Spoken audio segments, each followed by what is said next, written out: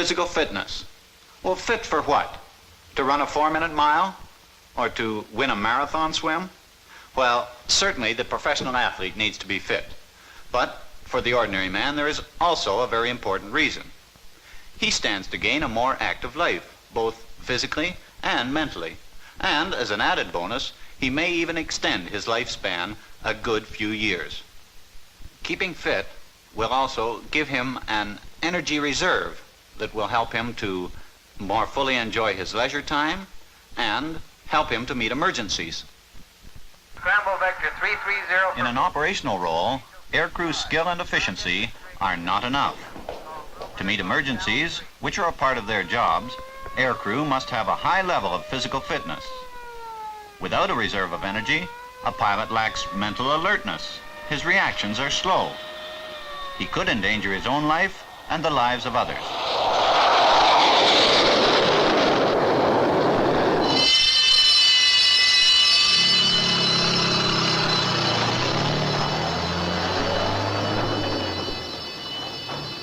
To safeguard property and preserve life is the code of the firefighter. But there's little point in knowing how and where to direct water at a fire if the firefighter is too tired to hold the hose.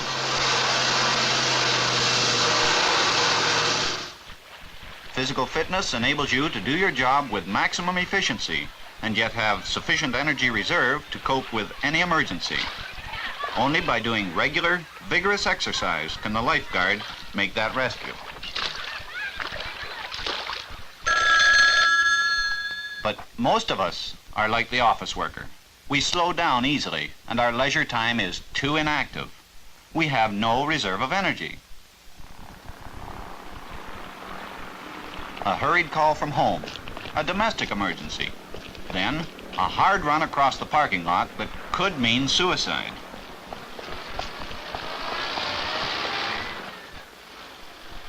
Exhausted, we are incapable of making quick decisions and cannot drive safely. We are accident prone and a menace to others on the road. What's the answer? Well, the answer for everyone should be keep fit and stay alive. Now, if you are normally healthy, the only way to achieve physical fitness is through physical activity. Sports are excellent. However, they are often expensive, time-consuming, and even impossible for some people. To develop physical fitness, an exercise must be balanced and planned. It must be progressive. And above all, it must be vigorous and regular. A little vigorous activity once a day is much better than a lot of activity once a week.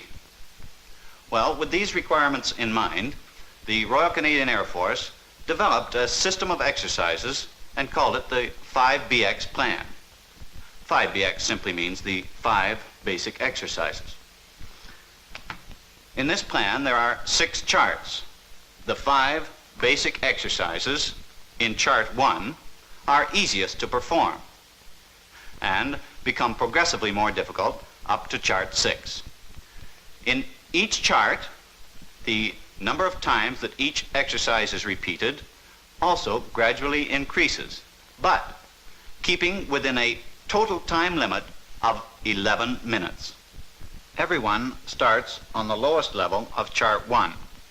Younger persons progress at a more rapid pace and, depending on their physical capacity, reach and maintain their level on charts 4 or 5. Older persons progress more slowly and reach and maintain their levels on charts 2 or 3. In other words, if you are 20 or under, you increase the number of exercise repetitions from day to day. But if you are, say, 40 to 49 years, you increase the number of repetitions only each week until you reach the level of fitness prescribed for your age grouping.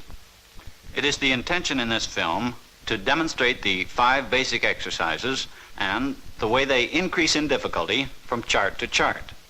It will also explain those exercises that are sometimes done incorrectly.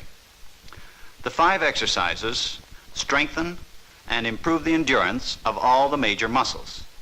It also conditions the heart and lungs for strenuous activity. Here you see our demonstrators in action.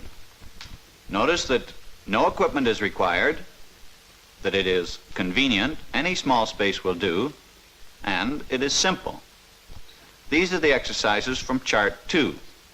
Exercise number 1 may be considered a warm-up exercise because it prepares the body for the more strenuous activity that follows. It also stretches and loosens the large body muscles and those on the back of the legs. Exercise number 2 conditions the abdominal muscles and those on the front of the body. If it is necessary, the feet may be hooked under a chair to keep them on the floor. The demonstrator shows that he comes to a fully upright position. The back must be kept straight throughout. Number 3 concentrates on the long back muscles. This exercise is effective from head to heels. These are the muscles responsible for maintaining an erect carriage when in balance, and this is important, when in balance with those on the front of the body. In 4, the emphasis is on those muscles that are notoriously weak in most people, the arms and shoulders. How many people in their daily tasks are required to even raise their arms above their head? Exercise number 5, and the most important, an exercise for the heart, lungs, and muscles of respiration. It is running on the spot interspersed with various types of jumps. Here you see the stride jump with the arms raising sidewards. An alternate exercise that may be done for those who like the outdoors is a walk or a run of a prescribed distance within a specific time. You have seen the 5 basic exercises. All the major muscles in the body have been used, so you see that it is balanced. Now we will take one exercise and show how it is modified from chart to chart to become more and more difficult to perform. Exercise 4 demonstrates very effectively the scientific progression that is a necessary feature in achieving physical fitness. In chart 1, exercise number 4 is not very strenuous, as shown by the demonstrator. Notice that the knees do not leave the floor. In chart 2, we see him doing the well-known push-up.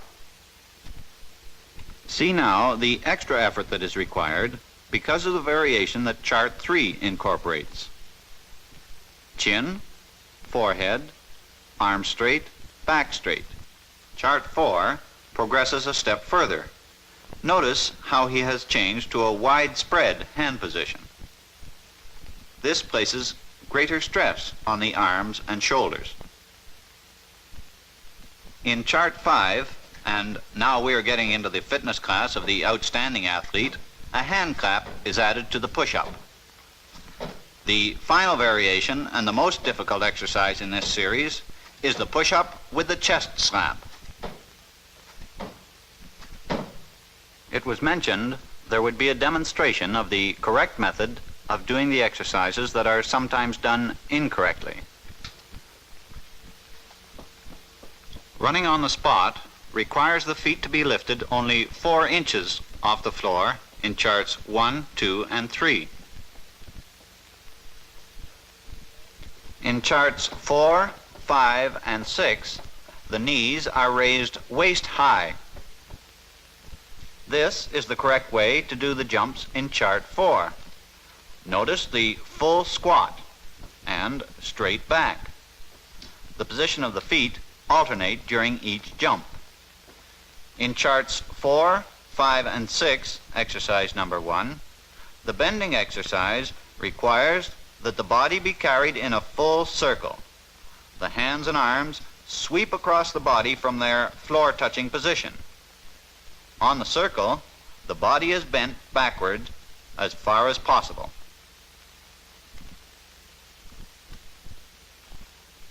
Exercise 2 in chart 4 is often done incorrectly because the arms are allowed to precede the body to the sit-up position.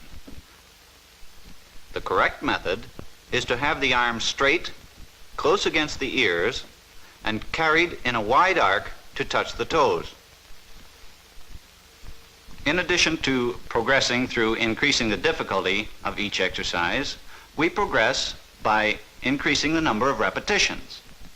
In Chart 1, exercise number 4 starts out suggesting only 2 repetitions. As fitness improves, so the number of repetitions increases. And when you are ready to leave Chart 1, you will be doing 13 of this type of push-up. Chart 2, with its greater demand for strength, starts out with 9 push-ups, but increases to 20. And so it is with each exercise in each chart. As you progress, greater demands are made upon you, so that you always have a figure to strive for. This is the self-measuring aspect of the plan. This then is the RCAF 5BX plan for physical fitness. You have seen how it works. It is simple, and it takes only 11 minutes a day.